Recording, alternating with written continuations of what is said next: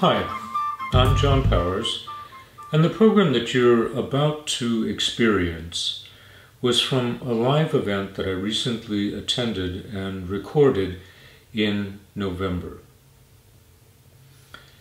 Now, to some of you, this information within the program will be instantly interesting, but to many of you, you'll be wondering what is going on. So let me take a moment to fill you in.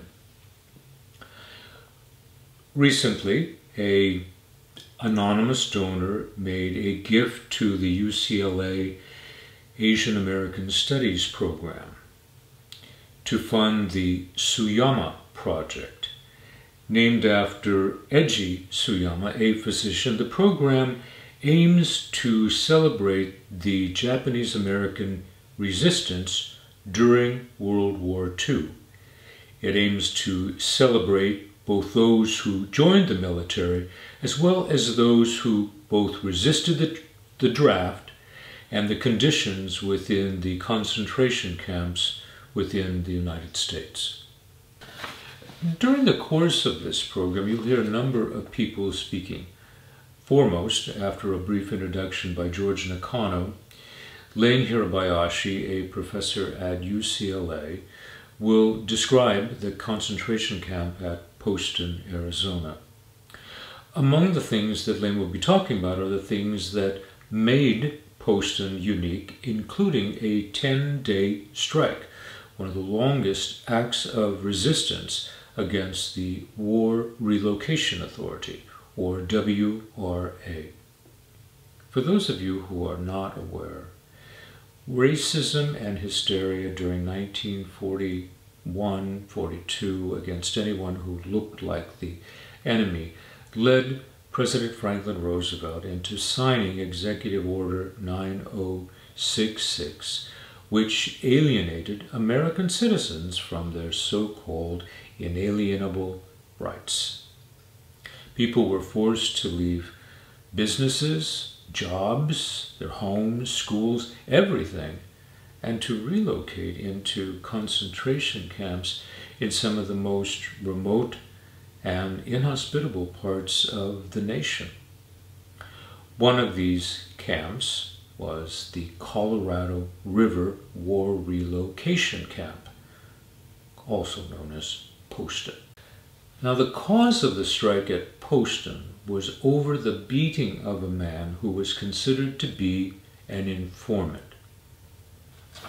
Among those incarcerated at the camp, a number of people informed on others and cooperated with authorities at the camp. People suspected of informing, called inu, or dogs, were often ostracized or attacked. One such suspected informant was beaten in November 1942, and the authorities arrested 2 suspects. The authorities were about to remove the 2 suspects from the camp jail to take them outside to be tried in a presumed hostile venue. Many of the camp incarcerates protested and occupied the jail entrance to prevent the 2 suspects from being taken away. This was the cause of the strike. While there is ample documents that record the strike, there is no photographic evidence. There is, however, an artistic record of the strike and other conflicts at the camp by the artist Isao Sogioka. His works are shown and described by Hirabayashi, and they reveal the tumultuous life within the camp. At the event, I interviewed several prominent Japanese Americans, and I weaved their observations into the program. Among the first of these is Don Hata, Professor Emeritus History at CSU Dominguez Hills. As a child, Don was incarcerated at Gila, the other concentration camp in Arizona. He gives a unique perspective on the underbelly of life in the camps and the lasting retributions from the camp conflicts. Next, I get back on track and show Lane Hirabayashi interviewing the 90-year-old Poston incarcerate Min Tajii. Min was born in Brawley, California, and his family farmed in the Imperial Valley. Min was one of the young people who put his body on the line, so to speak, to prevent the authorities from taking the suspects out of the camp. Min had a strong emotional connection to these suspects, fired by the injustice served upon his father in the days immediately following Pearl Harbor. And Min is as clear about those events as if they happened yesterday. I then take the opportunity to talk with Aiko Herzig-Yoshinaga, who is one of the most remarkable people in the Nikkei community, or Japanese American community. Aiko was incarcerated at several camps during the war, and afterwards she spent a great deal of time at the National Archives in Washington, D.C., tracing her journey.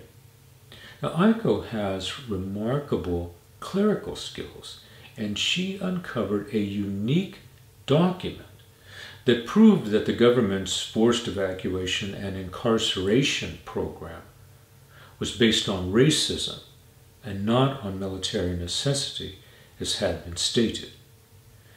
This document and other evidence that Aiko found proved invaluable to the Japanese American community in their lawsuits against the government after the war. Finally, I speak with Yosh Kuromiya. Yosh was incarcerated at Heart Mountain, Wyoming concentration camp, and he was one of a group of young men who resisted the draft based upon the government's denial of their civil rights. Yosh, one of the last living members of this group, speaks clearly and eloquently about this act of conscience that moved him and others decades ago. All in all, this is a remarkable program sponsored by the Suyama Project of the UCLA Asian American Studies program. It aims to encourage people to look into their own family archives, letters, journals, photographs, for a first-hand account of life within the camps, and to share this information with current and future scholars. The aim has also been to encourage people to explore the Suyama Project website, where there's a growing abundance of photographs and documents that trace this vibrant resistance by the Japanese American community to this resistance inflicted upon them by their government. A resistance was often ignored, minimized, or punished. Let's get started, and I'll come back after the program for some final remarks.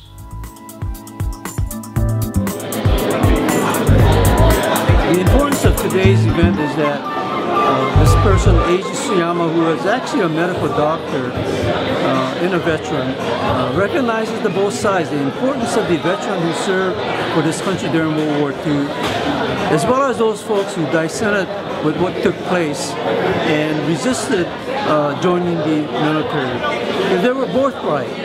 And he is one of the few people who recognizes that, and that is all part of democracy, where you have a diversity of opinions as well as experiences, and you have people coming to a different conclusion as to what really needs to be done during the crisis. And the beautiful thing is that someone like Eiji Suyama, who's a medical doctor, recognizes the importance that we give respect to both sides. You know, on the surface of it, Poston seems quite a bit like the other 10 more permanent American-style concentration camps. You had the barracks set up literally overnight, and I think Poston became the 3rd or the 4th largest city in Arizona overnight. And maybe not as many people went through this as Tule Lake, but I think a good 18,000 from 42 through 45 go through this. So it was a large camp, and it was also unusual because it was one of the 210 camps that were on an American Indian reservation. So I think that there's some work that's been done on this, but there's an interesting kind of link up there. Next slide, please. So if you're not familiar with this location, it is mid-Arizona to the western side. There's a major gambling place there that people go to. I checked out. Is it Laughlin? I can hardly remember. It's been so long. But you drive out east from LA and you get there, and there's a river and everything like that. But I was also aware in driving out in '96 that it's Badlands, right? It's a desert. And so, like the other camps, was in a pretty inhospitable kind of environment. Next, please. So it's on a reservation, but not only that, Poston is the only one of the 10 more permanent camps that was actually divided into 3 portions. So you had Camp 1 at the top there, Camp 2, and Camp 3. And I wondered for a long time, why was this? And the best answer I could come up with was Poston was an early camp. Maybe not quite as early as Manzanar, but it was early on, and the authorities were trying to figure out how to run things. And one of the things they did was they consulted people with expertise. So interestingly enough, when they set up the school system for the K through 12 kids, and there were more than 30,000 Nisei kids that went through K through 12 in a completely segregated American-style concentration camp, who did they go to with the expertise? Well, you probably know, many of you probably know, they went, among other places, to the Bureau of Indian Affairs. Because they're saying, oh, who has expertise in educating kids, Americanizing kids in a confined, segregated, racially segregated environment? And so the BIA was one of the places they turned. For this setup, the best I could get to was they turned to the Civilian Conservation Corps, the CCC of the 1930s, which, you know, was taking a displaced working force and getting them working on federal projects of various kinds. And apparently it was CCC advisors that said, look, don't make these things too big. You know, 7,000, 5,000 is about an ideal size.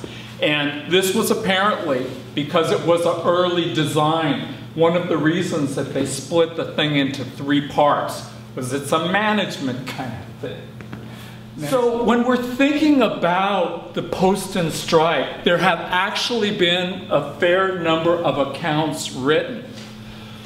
But for me, you know, I'm somewhat graphically and pictorially oriented. And so I think one thing that goes to my mind when I read the many documents that were available about the Poston strike, and there are all kinds of documents that I'll talk about in a sec. One of the things was, gee, there's no images. So as always, born a little bit after the camps, I'm wondering, what was this about? What did it look like? What did it feel like? Because I think we need to know these dimensions if we're going to understand a phenomena like resistance. And I think one of the wonderful things we have is the artwork of Isao Sogioka. This is his WRA Citizens Indefinite Leave card, but there is a portrait of the artist as a young man. And what I'll show to you is readily available on the website. I think I took these from a book, but a lot of these images come from the Poston website. So let's take a look at what Gene tells us as an artist about the camp experience. He recounts in his pictures some of the anguish that Issei and Nisei experienced after the period of Pearl Harbor, when hostility and accusations started to build up. So we see a depiction here of a family ripped apart as the agents arrived, probably searched the house, decided that the Issei father was somehow culpable, somehow suspicious in terms of possible acts of espionage and sabotage. And in front of his wife and children, they hustle him off, probably to a local jail at first, and then probably to a wonderful place like Bismarck, North Dakota. From LA to Bismarck would be pretty abysmal. But yeah, look at, I mean, this tells the story of what's going on as the community is wrenched by EO 9066. Next. But of course, conditions in the beginning in a place like Poston were terrible, right? They called camps 1, 2, and 3 roast 'em, toast 'em, and dust 'em, right? Because in the summer it was boiling hot, maybe 140 in the shade, 120 in the shade, excuse me. In the winter it was freezing. You come from LA, I don't know, it's going to be even intemperate for in terms of the heat. And then the dust storms, right? Dust everywhere in the beginning because the barracks were made with crummy lumber, and I think the sand blew under the door, through the cracks and the knotholes. And this is a wonderful shot, 42 of the initial settlers. At Poston, you could not work. They encouraged people to work. I think the wage for the day laborer type was 12 bucks a month. And you had to sign a document before you could work for the WRA saying that you agreed to not sue the government or try to collect damages if you were injured. And the conditions, if you look at some of Richard Nishimoto's reports about the firework gang and other laborers in the Poston camp, were abysmal. Now, I never read anything about guys using a whip, AP using a whip or anything, but perhaps this picture is metaphorical, because certainly Richard Nishimoto, at the end of the month, when he saw the WRA supervisor wasn't going to pay his Issei and Kibe workers who were clearing brush around the camp, he must have felt like the guy had a whip in his hand, like a Hawaii-style Luna. Because he wasn't treating them very respectfully, honorably, or anything. And as Nishimoto explains, Issei were trying to find some meaning in camp through hard work. These are a series of Sogioka pictures about resistance. And this one is captured kind of like trouble with the man, right? So these guys are maybe fooling around at work, maybe some lumber, some supplies have disappeared, maybe they've been complaining behind this guy's, behind the AP white folks' back, but this is Gene's shot of, okay, this guy's rousting anybody that's complaining about the work deal. Next, please. And as you can imagine, in kind of a tinder-lit environment like this, though, there was a lot of hostility and suspicion about informing and informers. And this little, I think this is Sogioka still, it's from a different set. But I mean, this one says about what's going on in terms of Inu, right? Who's telling the authorities about complaints? Who's telling the authorities this or that, especially about any sentiments that might be tied or construed as supporting Japan one way or another, right? So there's this tinderbox environment where, as Don Hata once said, people will run out, ripped off, and abused, even in camp when they're trying to do their work. And then when the community feels like there might be somebody spreading rumors or telling lies or talking too much to authorities, you're setting up a problem. You're setting up a bad problem. And I think it's understandable that in this circumstance, people in the community in the Poston setting turned on each other out of frustration around the situation. Next, please. So here we have an authority in this particular piece talking to some young kids, right? Because they're looking at the authorities are looking at the Nisei as the Americanized generation that's sympathetic to America and wants to prove their Americanism. So people are rousted and interrogated, right? These look like Nisei youth to me. Next. And here, the situation breaks out, right? In the Poston camp, there were beatings of people that the community considered to be informing on them, right? Because military police are after them. The FBI can come in. You know, they can be arrested and removed, and folks started getting jacked up, right? Kibe, some of them, and Nisei, especially people that were touting a strong JACL line, were often picked out as those people who might also be informing within the camp context. And this is one where people are running, they're mad, and they're looking for who to catch out in this situation of community conflict and dissension. Next, please. Right? Middle of the night. Well, I don't know if you can see, but some of the guys here, they got clubs. And it was a Kibe. I won't mention his name, but it's all over the literature. From SoCal. One of the people that was caught and apparently beaten, put in the hospital. And I've seen accounts say near deathly beating of this guy.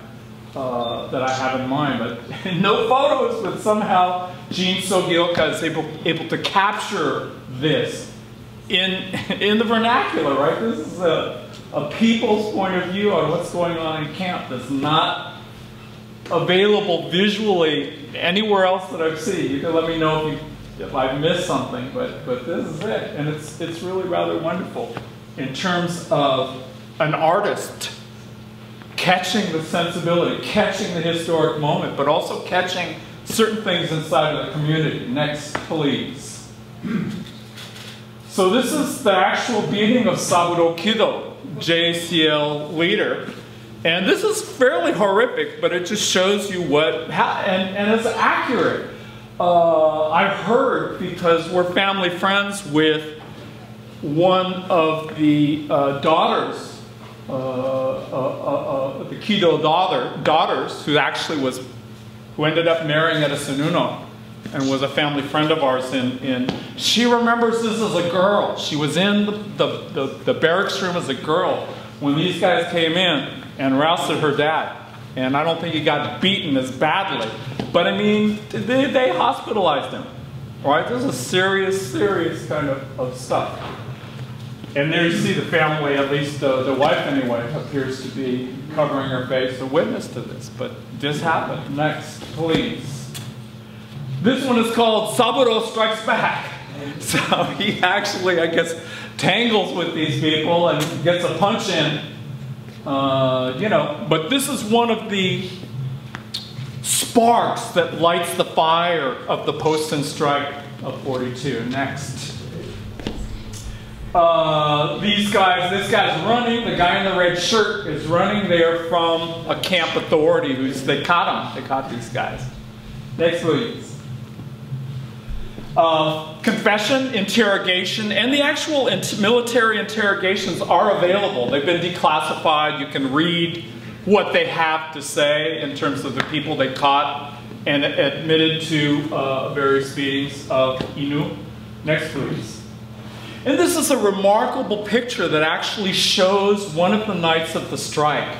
And why this really caught my attention is the bonfires and the gathering around the camp barrack, people milling about at night, was all real. But notice the flag, it's block 35. And in terms of Nishimoto and Tsuchiyama's accounts of the Poston strike, what the people are doing is they're teasing the authorities. Because that looks like the battle flag, right? And Nishimoto says from a distance, it looks like the Japanese battle flag. But really, you know, as Yuji pointed out many times, what looks like pro-Japanese activism in camp was really anti-American, but against American racism. That's the resistance part of it. And somehow, in his skill and perception as an artist, if you can read it, Sogioka captures this moment, captures the resistance, you know, in a wonderful sketch done over with watercolor. Letters are precious. That's one of the things I came to tell you folks, is you may have stuff, take a good look at it because it may be really central for us to have. This is a letter by a young white woman who was there at Poston, probably the daughter of an appointed personnel, and she wrote a long, next please, 2-page letter talking about the strike, but with a lot of insight and sympathy as to why Japanese Americans were upset, right? Her name was Emily June, I think. Next, please. So there are many different kinds of materials. The War Relocation Authority collected them, and the community analysts' reports are all on file. Dr. Alexander Layton ran another research project in Poston, only Poston, called the Bureau of Sociological, it should be R, Bureau of Sociological Research. And Dorothy Thomas's JIR staff in Poston, particularly Nishimoto and Tsuchiyama, collected many materials and also produced original field reports. This is all there. Next, please. But we need more. And I think basically what we're doing is appealing to you to go and look, see what you might have, because I think there are still hidden chapters that we can flesh out, but we really need to have as many of the materials at hand as we can. Thank you very much.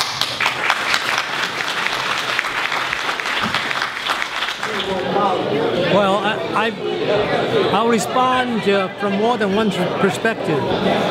As he was saying that, it didn't surprise me because this has been told over and over and over again.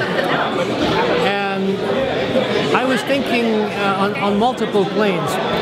One, I was recalling how this very room was the main hall of the Nisei Veterans of Foreign Wars. I got to know a lot of them when I came here to teach at Cal State Dominguez Hills. And at Cal State Dominguez Hills, I met many of their kids in my classes. And that's when I discovered that this business of intergenerational non-communication was a very real fact of life. So today's disclosure does not surprise me at all. It goes on. The suppression, self-suppression, as well as the bitterness among all the players. What happened within the camps during the war has not stopped.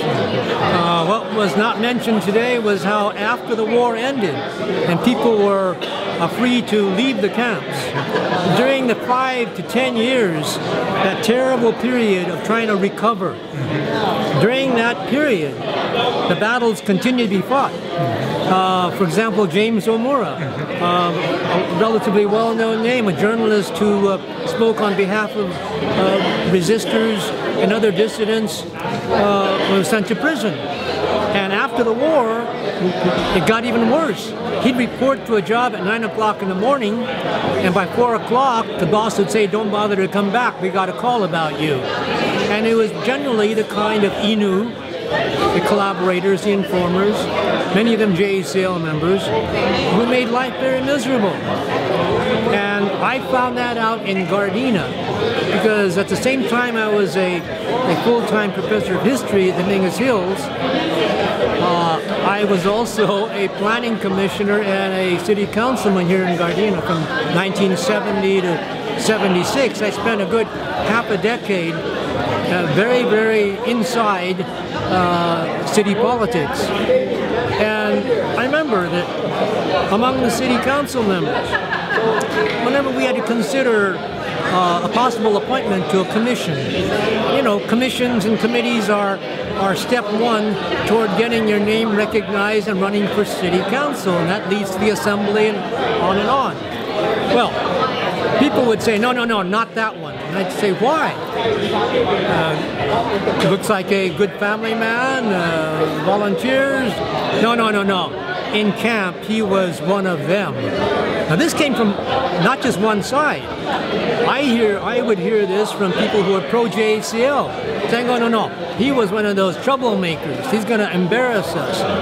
Our reputation for being the model minority is going to be compromised. And then, not to that extent, but a few voices tipped me off, but there was another side to the story. Those who said, no, not him or not her, because they're the ones who sold us out. And that's what tipped me off as a young historian, that this was a multifaceted story. And let me just cut to the chase. This goes on. John, you've done enough research and put on enough empathetic, sensitive programs to know that this is only the tip of the iceberg. And I think the bottom line concern I have is that when we talk about what was done to us, we shouldn't just be talking about what certain individuals in the government did to us on behalf of the entire government then. But what happened to us after we were abandoned and betrayed by our government got even worse, because within those camps, like any other desperate confinement situation, people survived. And so the whole range of the underside of the character, beginning with the Salem witch trials in America. People turn each other in, and they develop and create rationales for doing it. So many JACLers were frankly, but some, I'm convinced, were true believers. Just like young men today from Iowa and Kansas go off to distant places to fight and die for all those noble rationales.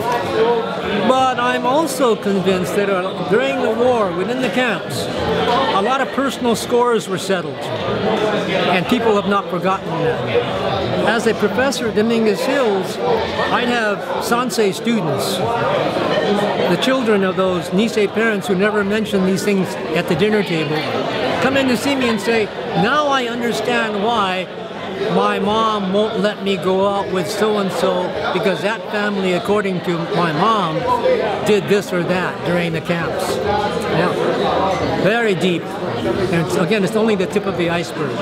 We've got to get young scholars now into the National Archives looking at the police records for each of the camps, because I have every faith that there's going to be a mountain of material to talk about spousal and child abuse, about the psychological castration of the male. All those chow lines reduced everybody to very democratic equal status, meaning no authority figures, juvenile delinquency, pregnancies out of wedlock, and the prostitutes, the pimps, those who distill sake, and the whole shooting match. Histories and memories recorded, because time is passing, and I don't think the documentary record that the government left tells the whole story, right? So thank you very much, Lynn, for coming out. It's really a pleasure, and I'm sure everyone is looking forward to hearing from you. I don't know. Go ahead, please. What do you want us to talk about? I think your firsthand memories of the Poston strike, what you felt, what you experienced, what you thought, maybe either at the time or now, I think would be very interesting. Well, actually, when these two judo boys, they beat the black belt people, and they cut this one guy that was an informed, they called him Inu, next dog. What would we speak up? They were called dogs or Inu in that camp. And they picked him up and put him in the jail in the camp, and they was going to take him out of the camp. And so that's why the people got mad and surrounded the jailhouse and said that, no, you're not going to take him out. And after that, well, that lasted for over a week. But I was there every night, 24 hours. I ate there, slept there. How old were you at that point? Well, let's see. I was born in 1924, so what year would that be? 20. Yeah, well, 20 around there. But actually what it was is, I was angry because they took my father away from Imperial Valley, brought us to Hunger, and then took him to Idaho, and then over to New Mexico, and I couldn't understand why. And so when these two fellows were going to be taken out of camp, we said, no, you're not going to take them out, because that is not right. I was very angry.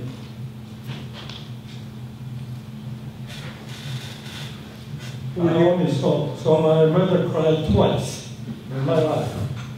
Once when my sister passed away at 3, she drowned in the Imperial Valley, and they took my father away.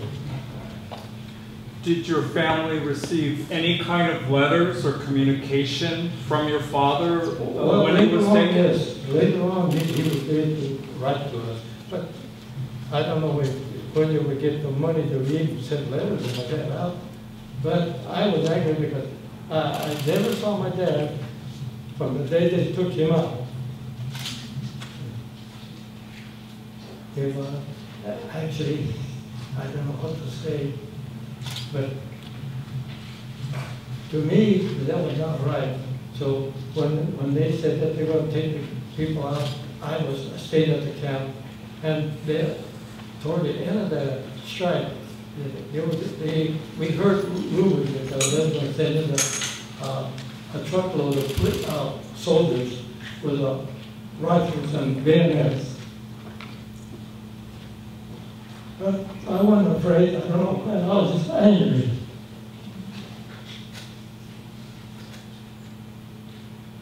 Did the camp authorities threaten you at all in terms of picketing outside, in terms of protesting? Did they come down and say they're going to throw you all in jail? Or? No, they didn't threaten us in that way. The only thing they were saying is they were going to take the 2 prisoners out, but I don't know how to put it into words, but it was just that I was angry because my father was in New Mexico, my mother was in Poston, and then they started coming out with these other things like 27 and 28 questions. I didn't think that was almost right, so I was always against everything. Because I am a no person. I told them no. And they said that they were going to put me in a federal prison.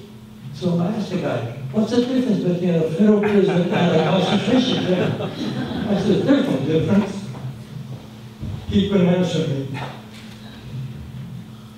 I was angry, but when they took us, they didn't take me to the from there, from Poston, I went straight to Crystal City, Texas. And after that, I cooled off. I wasn't angry anymore.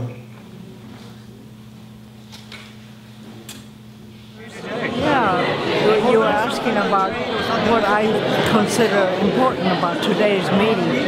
To begin with, I'm delighted that we had a full house because I had a feeling that the Japanese American community was getting bored with hearing about the camps. But it goes to show, look at the show turnout today, that when there's a discussion about little known facts about the incarceration period, then it's sure to draw more interested people. The subject of the strike in Poston and what led to it and the results has not been widely disseminated in the community. And then people have resisted talking about the protesters who were brave enough to criticize the government during a period of time when we were really quite afraid of what could happen to us. So these subjects that we've shied away from as a community and as a whole, to have them discussed openly like it was today is a great step forward. And I hope that we'll be able to have more like this. Lane Hirabayashi opened the door to more transparency. And I think he had a big point in saying if anybody was involved in any of this activity like informant, we know that that was done from the heart, that it was the best thing for the government at the time. That was the feeling that existed among very patriotic Americans, these American citizens. But now, it turned out that a lot of the information that informants gave was not in the best interest of the community. All right, but we're all willing to live and let live and learn from it. And so I think that just keeping it hidden is not the answer. I think it's time for us to put all of the cards on the table and come clean and discuss it with no hatchets behind us. I think that today's meeting was a good step forward, and I hope that we can have more meetings like this and take away the shadows that has troubled so many families, so many decades. It was a good meeting, and I'm glad you were here to be part of it.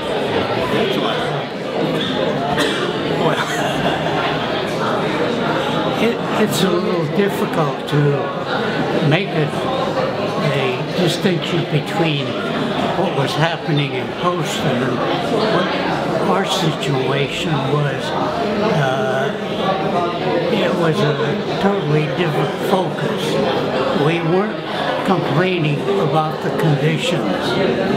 We weren't directly complaining about the fact that we were in the camps and lawfully. We were questioning the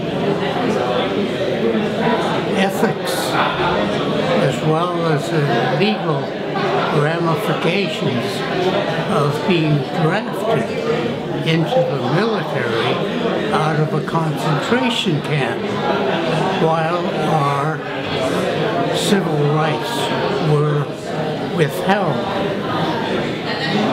And the fact that our parents would remain in the concentration camp without any charges,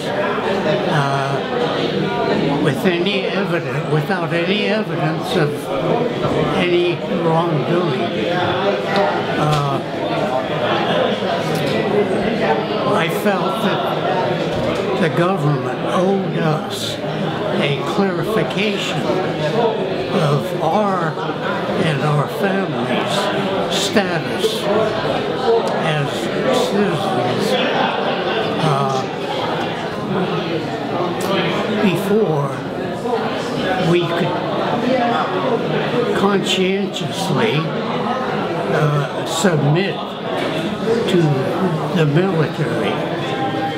And I regarded it as the last opportunity that this is something, since we got our draft notices, that we had no control over, and it may in fact be our last opportunity to raise the question.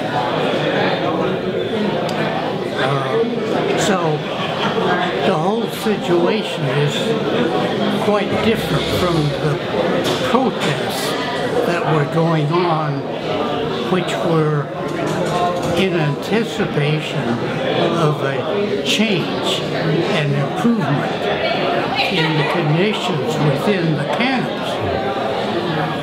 I think our concern has more to do with the basic validity of our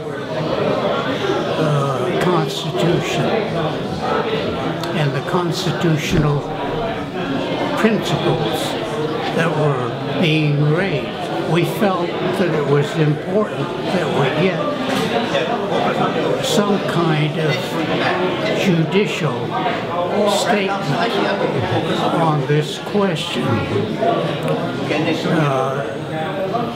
Since the government seems to be ignoring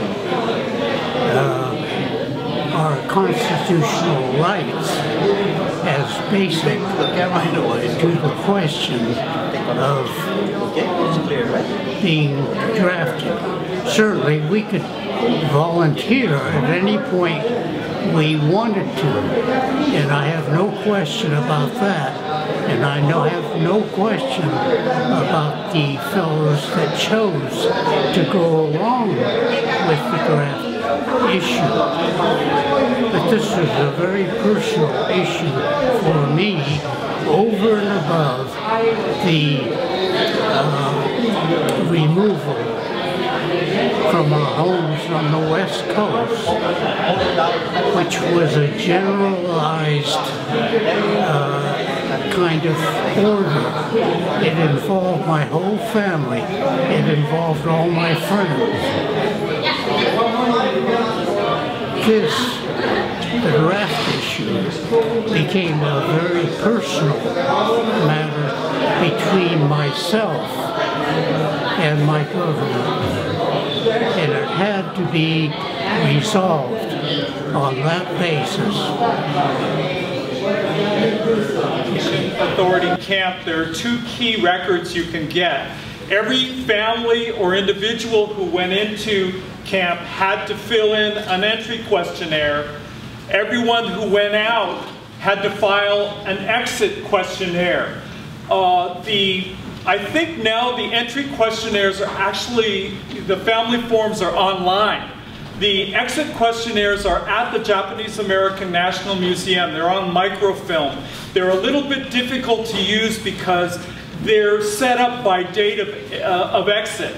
So if you know, like I knew more or less that when my father's family left from Tule Lake, what month, that kind of thing. You have to go and look. But, you know, I was able to find it 3 or 4 hours of looking and so forth. If your parents or grandparents or relatives were in a Justice Department camp, those things are also obtainable through the Freedom of Information Act. They're a little bit more complicated, but Ms. Aiko Herzig-Yoshinaga is an expert at retrieving government documents. So I think between her, myself, and a number of us that have looked for these things, and I think a lot of us have, and NCRR, Manzanar Committee, I think we've all, David, you back there, we've all accessed these records because they're Valerie Matsumoto, Professor Matsumoto's back there. Just let us know and we'll help you access your family records on camp. Well, thank you very much to Min and Catherine for coming to speak to us. David, do you have closing comments at all? Oh, Martha. Some final words. Thank you, Min and Catherine. Actually, one more question I do have is, Min, how come you never told your kids? Your son Richard's hiding over there told me he found out 2 weeks ago. Well, my dad makes me very angry, and even now.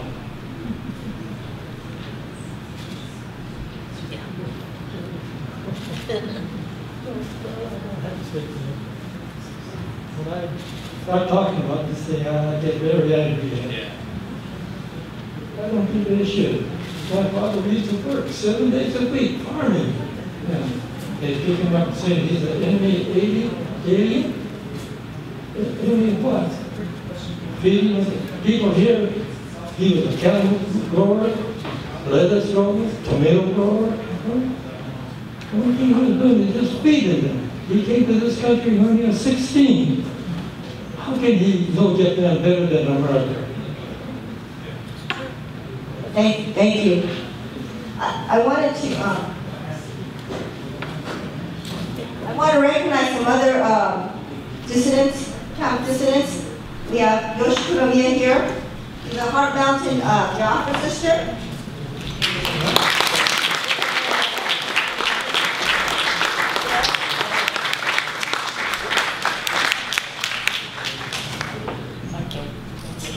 Bill Nishimura here is a Tule Lake renunciant.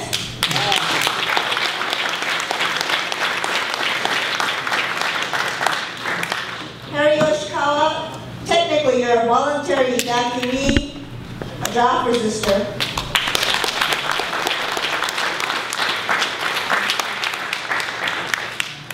The Honorable George Nakano, who was former Torrance City Councilman, former California Assemblyman, and Tule Lake. Actually, you were underage, so you're not technically a renunciant because your parents renounced for you. Is that right? No, didn't renounce. They didn't renounce? Only the adults. Okay, but your parents did renounce. And the son of James. Hi, and welcome back. Thank you for staying with the program.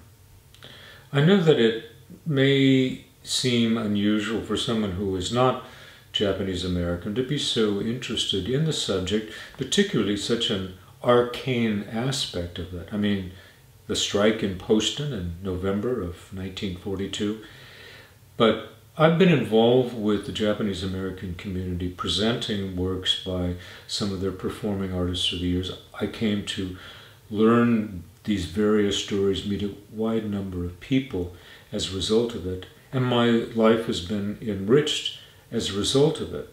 And as I say to people outside the Japanese American community, what happened to them during the war years is not a Japanese American story, it's an American story.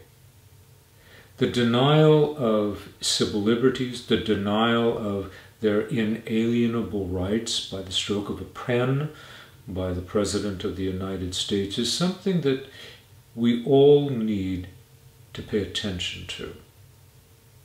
The lives that were changed because of the actions by the President, the military, and so many of the elected officials allowing the hysteria, I'll call it even the false hysteria, to force these people out of their homes, their businesses, their livelihoods, and to evacuate the west coast of the United States is an injustice.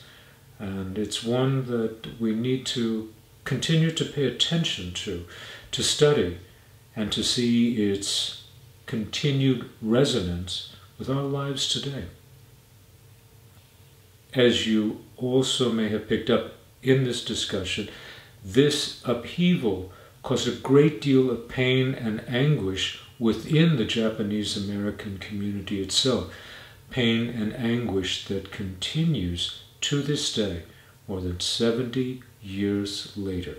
I encourage each of you to, who may have found this program interesting, to go to the Suyama Project to learn a little bit more. There's a host of books that they listed that you might be interested in reading about. I would encourage you, if you have been moved by this program, to take a little bit of time to investigate on your own, to find out for yourself about this history of our nation and how we acted toward other citizens of our nation during a time of war hysteria. Thank you for the opportunity of letting me be into your homes or wherever you are viewing this program at, and I look forward to sharing future programs about this subject and other subjects with you in the future. Thank you.